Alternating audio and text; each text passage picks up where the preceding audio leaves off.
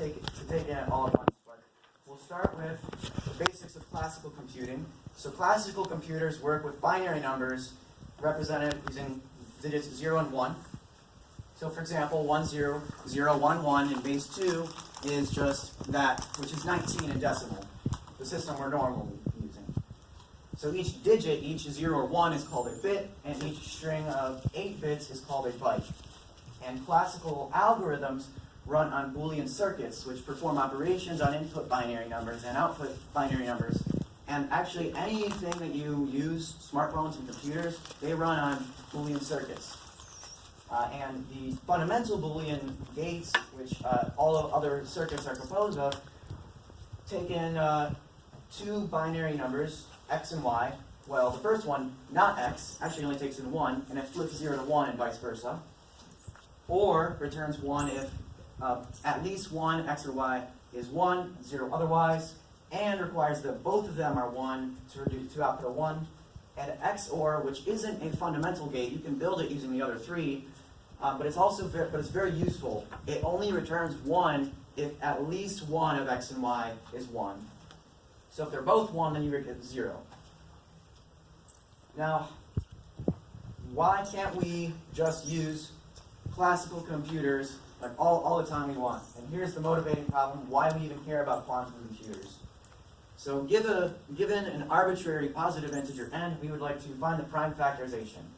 So we could run an exhaustive search algorithm on the computer, checking every single prime integer, p less than or equal to the square root of n. But if n has b bits, then on a classical computer that will take 2 to the b over 2 operations. The best algorithm we have on a classical computer is the general number field sieve, which if we have a b-bit number, it will take roughly that number of operations. It's still exponential. So that's where quantum computers come in, and here's where Shor's algorithm begins. It begins to provide a solution. So if we have a large, non-trivially factorable composite number n, then we choose a random positive integer a less than n, and more than likely it doesn't share any factors with n. If it does, then we're done. We don't really need to go any further. But for sake, let's say that a does not share any factors.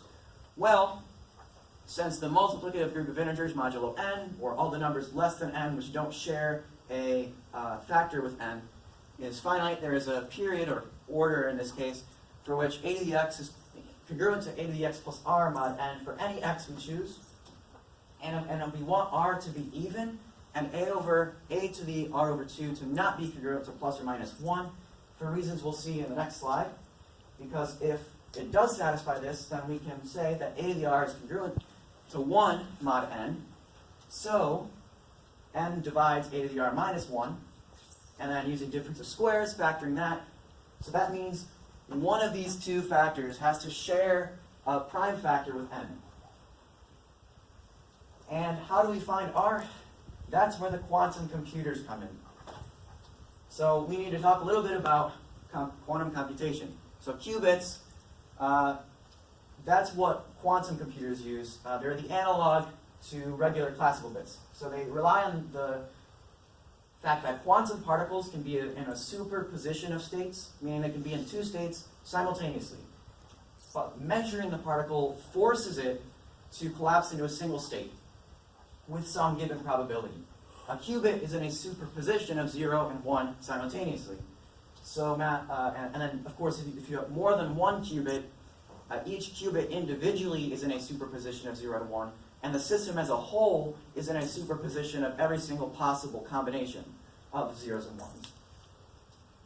So mathematically, we create a linear vector space with orthonormal bases denoted ket 0 and ket 1. So you can think of these as 1, 0 and 0, 1 if you want. And if we have a qubit psi, that is a linear combination alpha 0 plus beta 1, where alpha and beta are complex numbers, and the sum of the squares of the magnitudes is 1. So alpha and beta are the probability amplitudes, and if you're wondering why are they complex, that's a good question. So the squares of the magnitudes are the probabilities of measuring 0 and 1 respectively. So if we have an n-qubit system, we can also describe the superposition of the system as a whole. So if we have an n-qubit system psi with a linear combination of the 2 to the n orthonormal basis vectors from 0 all the way up to 1, So we can denote that with this sum. Now I did put I inside of the ket because remember binary numbers just represent numbers. So if we replace that with the decimal analog, it stays the same. And then we have the similar conditions there where all the alphas are complex and the sum of the magnitude squared is 1. So important notes, once measured, a qubit collapses irreversibly into a classical bit. Qubits cannot be copied, which means we have to be a bit clever with some of our algorithms.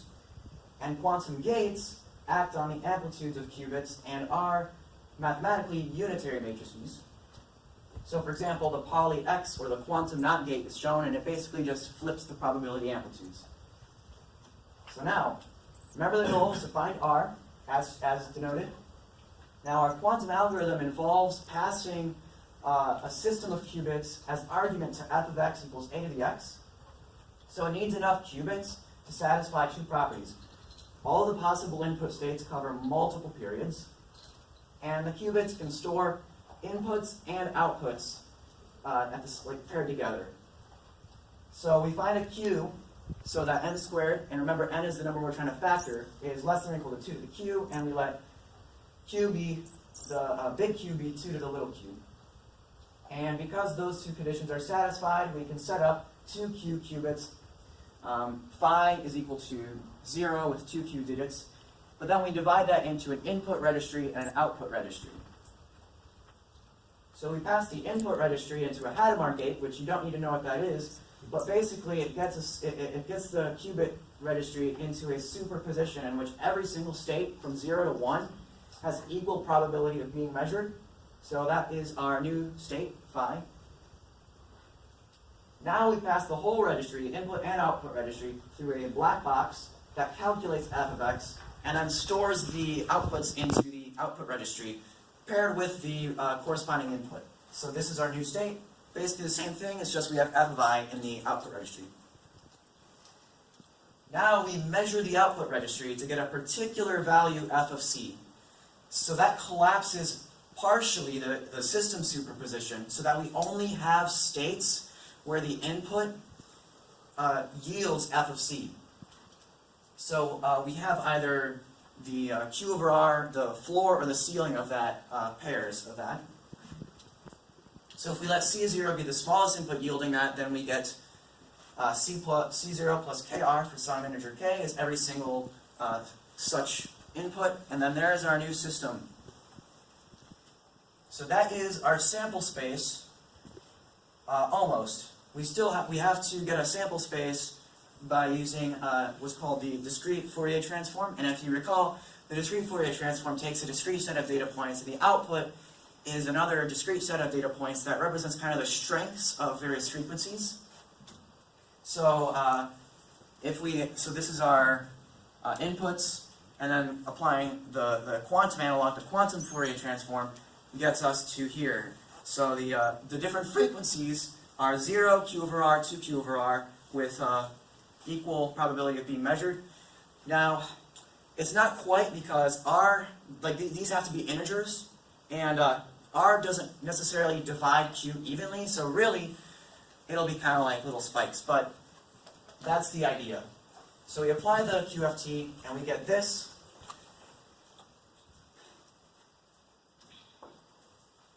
And yeah, that's applying it. The other side was the definition. So there's where we're at now. Phi is in this state.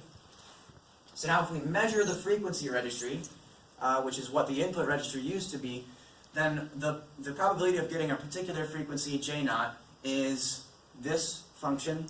So this is like the average of the strength.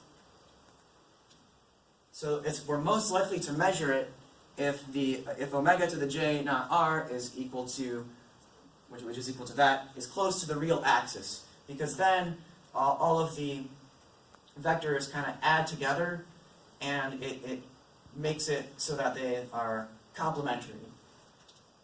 So the desired values of J naught, the ones that we're most likely to measure, those little spikes, are the nearest integer to mq over r for some integer m. So then if we have a suitable j naught, which is equal to that, for some integer m, then j naught over q, which we know, because we measured j naught, and we know q, we calculated at the beginning, is approximately m over r. And we don't know that one. Now we can use a classical algorithm called continued fraction expansion to find m over r, and then therefore calculate r. And then we can use r as before to find the factors p1 and p2 of n. And I have an example, but it might take a little while, so right now I'll just take any questions, and if you'd like to see the example, I can write it out on the board.